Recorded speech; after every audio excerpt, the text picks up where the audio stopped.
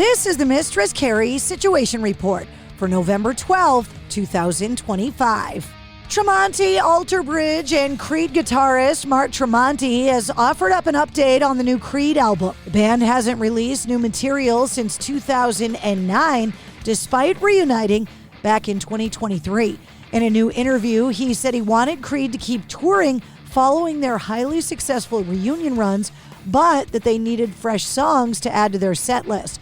He said, when we did all this touring over the past couple of years, we were so busy that there was no way for us to really put new music together.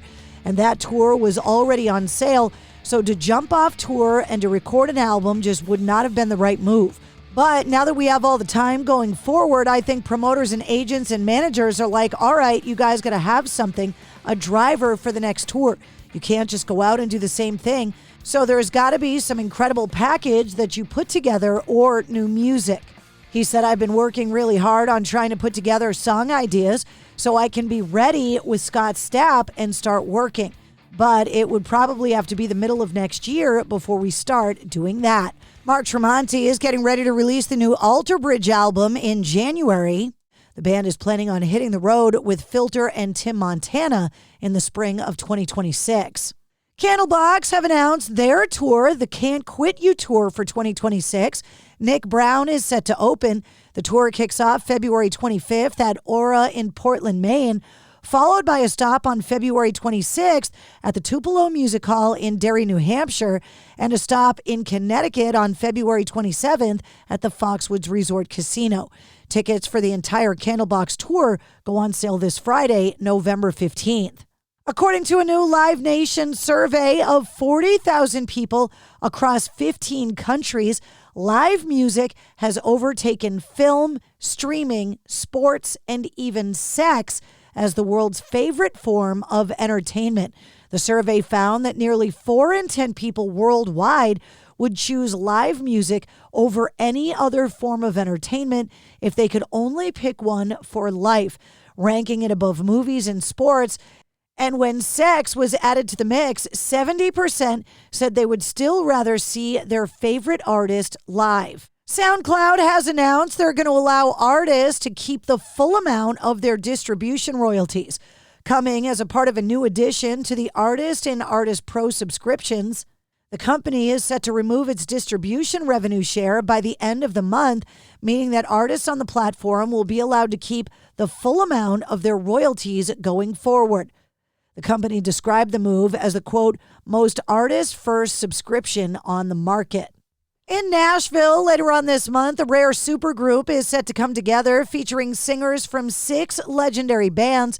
The special show will take place at the annual fundraiser for cancer research hosted by retired figure skater Scott Hamilton. Performing together for the first time, Chicago's Jason Scheff, Kevin Cronin from REO Speedwagon, Wally Palmer from The Romantics, Loverboy's Mike Reno, Journey's Jason Derlatka, and former Kansas singer John Elefante. Scott Hamilton saying it's going to be a big old rock and roll show. So many of these guys are my heroes.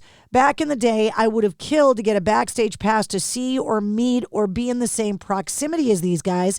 Now I'm producing them in my show. It's like, are you kidding me? He went on to say, we bring together skaters and musicians to put together a night of entertainment that is not to be believed. We turn the Bridgestone Arena in Nashville into a theater.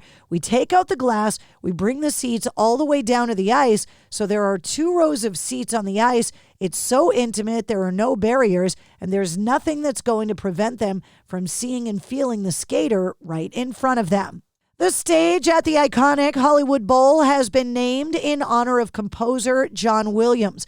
Announced by the LA Philharmonic, the dedication marks the first time in the Bowl's 103-year history that the stage has ever been named after an artist. The new stage signage bearing Williams' name was unveiled at a private ceremony over the weekend, attended by longtime LA Philharmonic supporters, including Steven Spielberg and Kate Capshaw, and their Heartland Foundation, Seth MacFarlane and Katie McGrath, and the J.J. Abrams Foundation. saying, quote, "Without John Williams, bikes don't really fly, nor do brooms in the Quidditch matches, nor do men in red capes." Spielberg said of the legendary composer who has scored films like Jaws, Star Wars, E.T. the Extraterrestrial, and the first 3 Harry Potter movies, "There is no force. Dinosaurs do not walk the earth. We do not wonder. We do not weep. We do not believe," he said.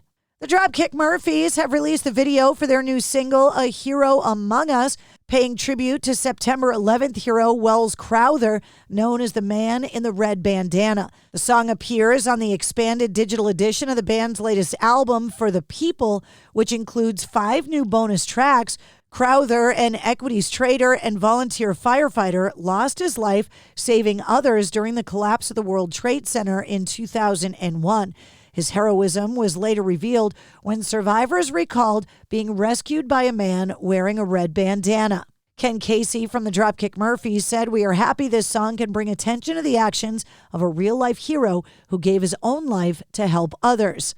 Funk legend Bootsy Collins unites with bass virtuoso Billy Sheehan for a new single called Troops, the 3rd single from his forthcoming album Metal Health. The song was released yesterday on Veterans Day and arrives in partnership with Guitars for Vets, an organization dedicated to using the healing power of music to support military veterans living with trauma. Metallica's Kirk Hammett, Cheap Trick, and Pat Benatar are among the artists contributing stage-played and hand-signed instruments to a new charity auction. Gibson Gibbs and Julian's Auctions Played, Worn, and Torn auction features 15 instruments used on stage and signed by some of music's biggest stars, a list that includes Lizzie Hale, Rise Against, Mana, All-American Rejects, and Imagine Dragons. Kirk Hammett used the guitar in the auction during the band's performance of Black Sabbath's Hole in the Sky at this summer's Back to the Beginning festival, paying loving tribute to Ozzy Osbourne and his bandmates at their final performance together. All proceeds from the auction will benefit Gibson Gibbs, supporting musicians worldwide through music education and health and wellness programs. And that's your sit rep. For more details on all the stories, check the links in the show notes of this episode. And don't forget to like, follow, share, and subscribe to the Mistress Carrie Podcast. New full-length episodes come out every Wednesday. Episode 283, featuring Scott Anderson from Finger 11, is available now.